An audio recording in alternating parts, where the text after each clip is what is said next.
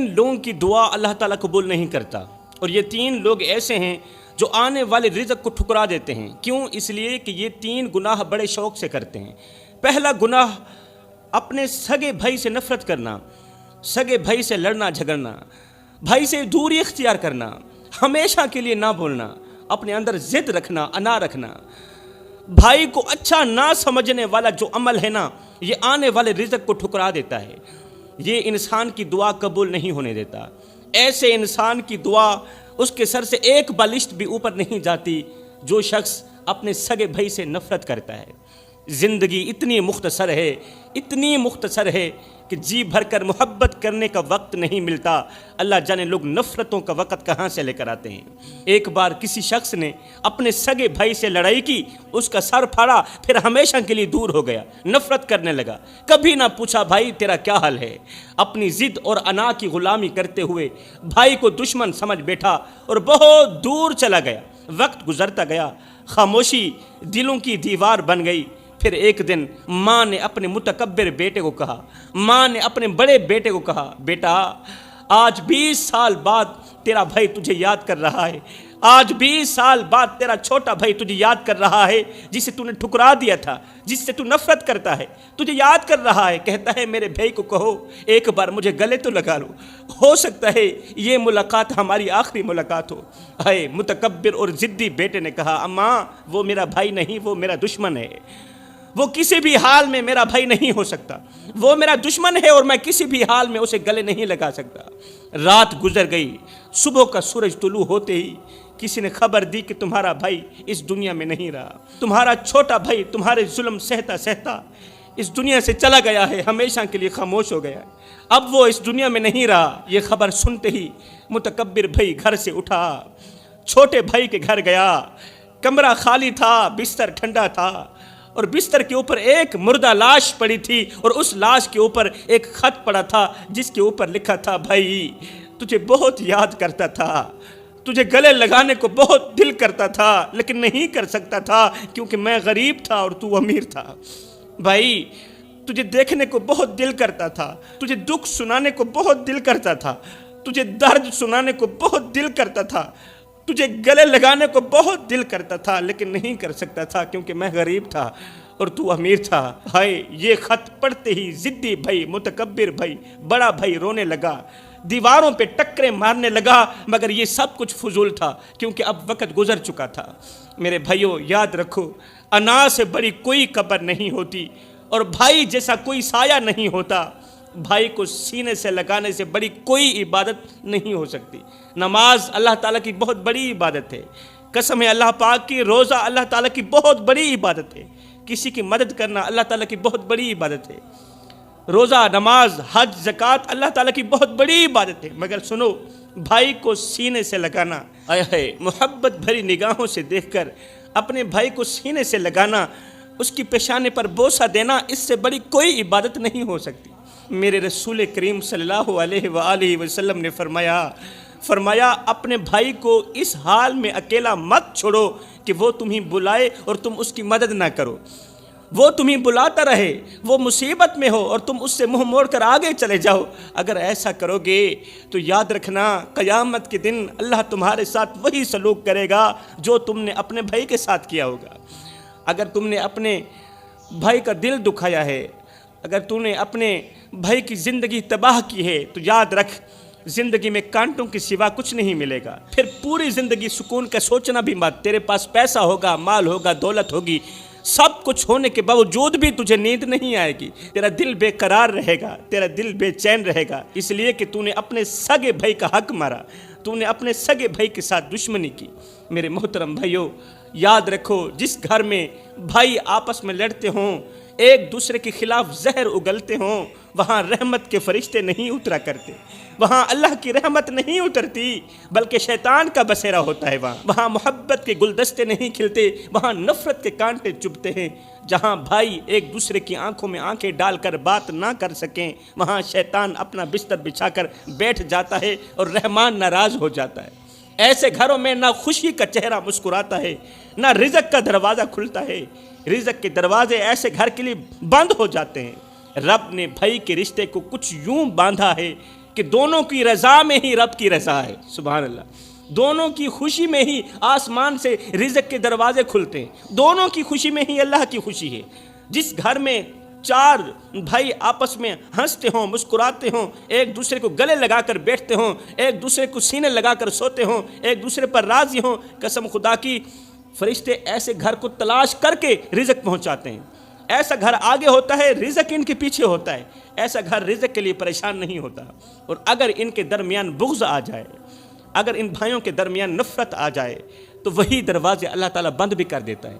جو رحمت کے دروازے کھولنے کی طاقت رکھتا ہے نا، ان کے گھر کی طرف رزق کے دروازے کھولنے کی طاقت رکھتا ہے نا، تو جب بھائیوں کے اندر نفرت آ جاتی ہے تو پھر اللہ تعالیٰ وہی دروازے بند کر دیتا ہے۔ بھائی کا چہرہ اگر غمگین ہو تو سمجھ لو تمہارا مقدر بھی رو رہا ہے۔ ہاں، اگر بھائی کا چہرہ غمگین ہے، اگر بھائی تمہاری وجہ سے رو رہا ہے تو مت سمجھو کہ تم خوش ہو، سمجھ لو تمہارا مقدر بھی اس وقت چیخ رہا ہے اور تمہارے اوپر افسوس کر رہا ہے۔ بھائی کی آنکھوں میں آنسو لا کر کہتے ہو کہ ہماری دعا قبول نہیں ہوتی، بھائی کو رلا کر کہتے ہو کہ تمہاری دعا قبول نہیں ہوتی۔ میرے بھائیو، اگر تم چاہتے ہو کہ تمہارے بچوں کا نصیب سنور جائے، تمہارے گھروں میں سکون ہو اور تمہاری زندگیوں میں آسانی ہو، تو ایک کام کرو، اپنے بھائی کا ہاتھ تھام لو۔ سبحان اللہ، یہ کام بالکل چھوٹا سا ہے، اللہ تعالیٰ تمہیں اس قدر دے گا کہ مالا مال کر دے گا، بڑے بڑے امیر لوگ تمہاری امیری پر رشک کریں گے۔ اگر تم چاہتے ہو تمہارے گھروں میں سکون ہو، رزق کی بارش برسے، تو پھر ایک کام کر لو، اپنے بھائی کا ہاتھ تھام لو، اختلافات کو ختم کرو، دلوں کو صاف کرو، اور یاد رکھو جس گھر کے دروازے بھائیوں کی مسکراہٹ سے کھلتے ہیں نا، اس گھر کے رزق کے دروازے آسمان سے کھلتے ہیں۔ سبحان اللہ، یاد رکھو میرے محترم بھائیو، جب کسی گھر میں ماں باپ کی عزت نہ کی جائے، ماں باپ کی عزت نہ کی جائے، بھائی بھائی سے نفرت کرنے لگے اور بیٹی پردے کے بجائے فیشن میں ڈوب جائے، تو یاد رکھنا اس گھر کے رزق سے برکت اٹھا لی جاتی ہے۔ جس گھر میں ماں باپ کی عزت نہ کی جائے، بھائی بھائی سے نفرت کرنے لگے، بیوی شوہر کو بھی عزت کرنے لگے، بیٹی پردے کے بجائے فیشن میں ڈوب جائے، تو اس گھر کے رزق سے برکت ہمیشہ کے لیے اٹھا لی جاتی ہے۔ جب زبانوں پر شکایتیں، دلوں میں بغض اور آنکھوں میں حیا کی جگہ بے غیرتی آ جائے، تو پھر اس گھر کی دیواریں بھی گواہی دیتی ہیں کہ یہاں سکون دفن ہو چکا ہے۔ پھر اس گھر کی دیواریں گواہی دیتی ہیں یہاں چین و قرار دفن ہو چکا ہے، یہاں رزق حلال دفن ہو چکا ہے۔ جب کوئی کسی یتیم کا حق دبا دے، کسی وارث کی زمین چھین لے، بہن کو جہیز کے تانے دے، بیوی کو ماں کے خلاف کرے، اور کسی غریب کے آنسوں پر مسکرا دے، تو سمجھ لو اللہ کی غیرت جاگ جاتی ہے۔ ایسے گھروں پر اللہ کی رحمت نہیں اترتی، اللہ کا عذاب اترتا ہے۔ روزی آتی ہے مگر بیماریاں لے کر آتی ہے، عزت رہتی ہے مگر بے قدری کے ساتھ رہتی ہے، اس کی کوئی قدر نہیں رہتی معاشرے میں، اور رشتے ہوتے ہیں مگر محبت کے بغیر ہوتے ہیں، نفرت کے ساتھ ہوتے ہیں رشتے۔ غربت وہاں نہیں آتی جہاں کھانے کم ہوں، ارے غربت وہاں آتی ہے جہاں دل تنگ ہو۔ جو رزق دوسروں کے آنسو چھین کر آتا ہے نا، وہ کبھی خوشی نہیں دیتا۔ جو پیسہ دوسروں کے آنسو چھین کر آتا ہے وہ کبھی خوشی نہیں دیتا، صرف پریشانیوں کی دلدل میں دھکیلتا ہے اور نسلوں کی جڑیں کاٹ کر رکھ دیتا ہے ایسا رزق۔ اس لیے اگر چاہتے ہو کہ گھر میں سکون ہو، رزق میں برکت ہو اور چہرے پر مسکراہٹ باقی رہے، تو گناہوں سے توبہ کرو، اللہ اکبر، اور دلوں کو پاک کرو، ورنہ وقت ایسی مار مارتا ہے کہ صرف چھت نہیں گرتی، نسلیں بھی بکھر جاتی ہیں۔ میرے بھائیو، ایک دن حضرت سیدنا موسیٰ علیہ السلام نے اللہ تبارک و تعالی سے عرض کی، یا باری تعالی مجھے بتانا کہ دنیا میں سب سے گندا انسان کون ہے اور سب سے اچھا انسان کون ہے۔ میرے اللہ نے فرمایا، اے موسیٰ، دنیا میں سب سے گندا انسان وہ ہے جس کے دل میں تکبر ہو، جو میرے بندوں کو حقیر سمجھے، جو دوسروں کو خود سے کم تر سمجھے اور خود کو دوسروں سے اعلیٰ تر سمجھے، جو اپنی عبادت پر گھمنڈ کرے اور جو کسی کا دل توڑ کر یہ سمجھے کہ اس نے بہت بڑی نیکی کی ہے، سمجھو وہ دنیا کا سب سے بڑا گندا ترین انسان ہے۔ اور ہاں موسیٰ، سب سے اچھا انسان وہ ہے جو عاجز ہو، انکساری کرے، لوگوں کو معاف کر دے، کوئی اسی کا دل دکھائے تو وہ معاف کر دے، کوئی اس کا حق مارے وہ معاف کر دے، کوئی اس کو تھپڑ مارے وہ معاف کر دے، لوگوں کو معاف کرے، ہر کسی کے ساتھ نرمی سے پیش آئے، کسی کے گناہوں کو اچھالے نہیں بلکہ گناہوں پر پردہ ڈالے۔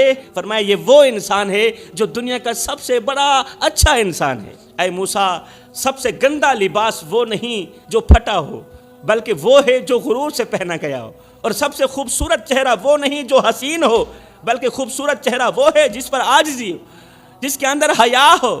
اللہ اکبر۔ یہ سن کر حضرت موسیٰ علیہ السلام کی آنکھوں سے آنسو بہنے لگے۔ عرض کی یا باری تعالیٰ، مجھے ایسا بنا دے کہ میرا دل کبھی کسی پر فخر نہ کرے، میرے اندر فخر نہ ہو، میرے اندر عاجزی رہے، اور میری زبان کسی کا دل نہ دکھائے، کسی کے دل پر وار نہ کرے۔ اللہ تعالیٰ نے فرمایا موسیٰ، اگر تم چاہتے ہو کہ میں تم سے راضی رہوں تو میرے بندوں کے لیے وہی سوچو جو تم اپنے لیے سوچتے ہو، جو تم اپنی اولاد کے لیے اچھا سوچتے ہو نا، تو پھر میرے بندوں کے لیے بھی وہی سوچو۔ اللہ فرماتا ہے میں نہ تو کسی محل میں رہتا ہوں، نہ کسی بلند و بالا آسمان میں رہتا ہوں، میں اس دل میں رہتا ہوں جو میرے بندوں سے محبت کرتا ہے، جو نرم ہوتا ہے اور جو معاف کرنا جانتا ہے۔ ایک دن حضرت موسیٰ علیہ السلام نے اللہ تعالیٰ سے عرض کی یا باری تعالیٰ، مجھے وہ بندہ دکھا دے جس سے تو سب سے زیادہ محبت کرتا ہے۔ اللہ مجھے وہ بندہ دکھا جس سے تو سب سے زیادہ پیار کرتا ہے، سب سے زیادہ محبت کرتا ہے۔ اللہ تعالیٰ نے فرمایا اے موسیٰ جاؤ، فلاں بستی میں ایک بوڑھی عورت رہتی ہے، بس وہ میرا محبوب ہے، ایک بوڑھی عورت رہتی ہے، وہ میرا محبوب ہے۔ حضرت موسیٰ علیہ السلام فوراً وہاں پہنچے، دیکھا ایک کمزور جھکی ہوئی کمر والی بوڑھی عورت چھوٹی سی جھونپڑے میں تنہا رہتی ہے، کپڑے پھٹے ہوئے ہیں، گھر میں کچھ بھی نہیں ہے، نہ مال ہے، نہ جا ہے، نہ شہرت، بس ایک چھوٹی سی چکی ہے اور ایک پھٹا ہوا جائے نماز ہے۔ یہ دیکھ کر حضرت موسیٰ علیہ السلام حیران ہو گئے اور عرض کی اے اماں، مجھے ایک بات تو بتا کہ تیرا رب تجھے اتنا زیادہ کیوں چاہتا ہے؟ اماں تیرا رب تجھے اتنا کیوں چاہتا ہے، وجہ تو بتا، تو اللہ کی محبوبہ کیسے بن گئی؟ ہے یہ سنتے ہی بوڑھی عورت رو پڑی، رو کر کہنے لگی بیٹا میں کسی کا دل نہیں دکھاتی، کوئی میرے ساتھ برا بھی کرے تو میں اسے معاف کر دیتی ہوں، کسی کے حق میں بد دعا نہیں کرتی، اور جو کچھ بھی مجھے ملتا ہے اسے رب کی رضا سمجھ کر میں اللہ تعالیٰ کا شکر ادا کرتی ہوں۔ یہ سنتے ہی حضرت موسیٰ علیہ السلام کے دل پر ایک لرزہ سا طاری ہو گیا اور آسمان کی طرف دیکھ کر کہنے لگے یا اللہ، واقعی تیرا محبوب تو وہی ہو سکتا ہے جو تیری مخلوق سے محبت کرتا ہے۔ سبحان اللہ۔ اللہ تعالیٰ نے فرمایا اے موسیٰ، جو میرے بندوں کو معاف کرنا سیکھ جائے میں اسے بغیر حساب کے معاف کر دوں گا۔ سبحان اللہ۔ میرے محترم بھائیو، آج ہم نہ جانے کس گہری نیند میں سوئے ہوئے ہیں، نہ قبر کا خوف ہے، نہ حساب کا ڈر، نہ نیکی کی طلب، نہ گناہوں سے نفرت۔ ہم وہ امت بن چکے ہیں جو اذان کی آواز پر تو نہیں جاگتی لیکن دنیا کی آواز پر دوڑ پڑتی ہے، جن کے ہاتھوں میں قرآن ہونا چاہیے تھا آج وہاں موبائل ہے، جن کی زبان پر تسبیح ہونی چاہیے تھی وہاں فضول باتیں ہیں، اس زبان میں غیبت ہے، شکایتیں ہیں، نہ شکری ہے۔ ہم نے اپنے رب کو اس وقت یاد کرنا سیکھا ہے جب ہم مصیبت میں آ جاتے ہیں۔ ہم نے جب بھی یاد کیا اللہ کو مصیبتوں میں ہی یاد کیا، ورنہ خوشیوں میں تو ہم خود کو ہی خدا سمجھتے ہیں۔ ہم وہ لوگ بن گئے ہیں جو رشتے ختم کر کے، رشتوں کی دھچیاں اڑا کے واٹس ایپ پر سٹیٹس لگاتے ہیں الحمدللہ زندگی بہت خوبصورت بن گئی۔ کاش ہمیں کوئی شیشہ دکھائے، کاش ہمیں کوئی آئینہ دکھائے اور بتائے کہ خوبصورت زندگی وہ نہیں جس میں گاڑیاں ہوں، خوبصورت زندگی وہ نہیں جس میں موبائل ہوں، بلکہ خوبصورت زندگی تو وہ ہے جس میں دل صاف ہوں، زبان نرم ہو، والدین راضی ہوں اور رب خوش ہو۔ خوبصورت زندگی تو یہ ہے۔ جوانو، جب ایک دکھی انسان رات کی تنہائی میں سجدے میں گر کر کہتا ہے نا اللہ تو دیکھ رہا ہے نا، میں بہت تکلیف میں ہوں، اللہ میں بہت درد میں ہوں، مگر تیرے بندوں نے میرے دل کو کھلونا بنا کر توڑ ڈالا، تو جوانو یہ دکھی آواز صرف فرشتے نہیں سنتے، خود عرش کا مالک بھی سنتا ہے، خود عرش کا مالک بھی سنتا ہے غدارا، کسی کو اتنا مت ستاؤ کہ وہ اللہ کے سامنے تمہارا نام لے کر رو پڑے۔ اگر وہ اللہ کے سامنے تمہارا نام لے کر چیخ پڑا، تڑپ پڑا، تو یاد رکھنا تمہارے لیے بہت بڑا مسئلہ بن جائے گا، تم بہت بڑی بلا کے منہ میں آ جاؤ گے۔ ہائے نہ ہم رہے دل لگانے کے قابل، نہ دل رہا غم اٹھانے کے قابل، ربا تیرے بندوں نے دیے اتنے غم کہ چھوڑا نہ ہمیں مسکرانے کے قابل۔ جوانو، ایسی زندگی تو جانور بھی نہیں گزارتے جیسی ہم گزار رہے ہیں۔ کتنے لوگ ہیں جن کی زندگیاں ہماری زبان کی وجہ سے تباہ ہو چکی ہیں، کتنے دل ہیں جو ہماری باتوں کے الفاظ سہتے سہتے ٹوٹ چکے ہیں۔ کسی کو اتنا مت رلاؤ کہ وہ اللہ کے سامنے تمہارا نام لے کر تڑپ اٹھے۔ اگر اس نے ایسا کر لیا تو یاد رکھنا تم دنیا والوں کے سامنے ذلیل ہوتے نظر آؤ گے، تباہ و برباد ہوتے نظر آؤ گے۔ ہم تو وہ نادان بن چکے ہیں کہ ہم صدقہ دیتے وقت، خیرات دیتے وقت تصویر تو بنا لیتے ہیں، مگر یہ نہیں سوچتے کہ جس ہاتھ میں ہم روٹی تھما رہے ہیں اس ہاتھ نے شاید کتنی بار عزت بچانے کے لیے فاقہ کیا ہو، اس ہاتھ نے شاید کتنی بار اپنی عزت بچانے کے لیے وہ ہاتھ بھوکا رہا ہو، کتنی بار اس نے پیاس سہی ہو، کتنی بار وہ پیاسا رہا ہو، کتنے دن وہ بھوکا رہا ہو۔ ارے ایسی زندگی جس میں ضمیر نہ ہو، احساس نہ ہو، انسانیت نہ ہو، وہ زندگی دھرتی کے اوپر صرف بوجھ ہے، وہ زندگی نہیں بلکہ وہ قیامت کے دن کی شرمندگی ہے۔ کبھی رک کر اپنے آپ سے پوچھو کیا تم واقعی زندہ ہو؟ ارے زندہ بھی ہو کہ زندہ ہو کر بھی مردہ بن چکے ہو؟ ہم وہ لوگ بن چکے ہیں جو کسی کے پاؤں میں جوتی ڈال کر پہلے کیمرہ آن کرتے ہیں اور پھر تصویر کے نیچے لکھتے ہیں الحمدللہ خدمت کا موقع ملا۔ ہم تو وہ نادان لوگ ہیں، مگر ہمیں یہ احساس نہیں ہوتا کہ جس کے پاؤں میں ہم نے جوتی ڈالی اس کی عزت نفس تو ہم نے اپنے کیمرے میں دفن کر دی، اس کی عزت کو تو ہم نے اپنے موبائل کے اندر مجروح کر دیا، کیونکہ ہمیں تو شہرت چاہیے، کسی کی غیرت روند کر ہمیں تو ویوز چاہیے۔ خدارا میرے بھائیو، کسی غریب کو جوتی پہناؤ مگر اس کی تصویر مت بناؤ، اسے کھانا کھلاؤ مگر کیمرے میں اس کا چہرہ مت دکھاؤ، کچھ بھی کرو دنیا کو نہ بتاؤ۔ رب کافی ہے تمہاری گواہی کے لیے، رب کافی ہے تمہیں عطا کرنے کے لیے، کسی کو نہ بتاؤ، رب ہی کافی ہے تمہاری تعریف کرنے کے لیے۔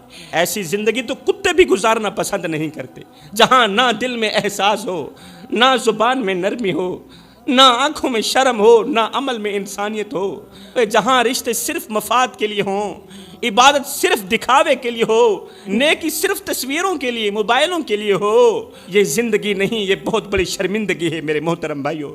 یہ زندگی کہاں ہے؟ ایسی زندگی گزارنا تو کتے بھی پسند نہیں کرتے۔ یہ زندگی نہیں، یہ شرمندگی ہے، اور یہ زندگی کے لمحے تمہارے اور میرے لیے غنیمت۔ انہی لمحوں میں کچھ کر لو، انہی لمحوں میں کچھ اکٹھا کر لو، انہی لمحوں میں خدا کی یاد اور محبت کے دیے اپنے دل میں جلا لو۔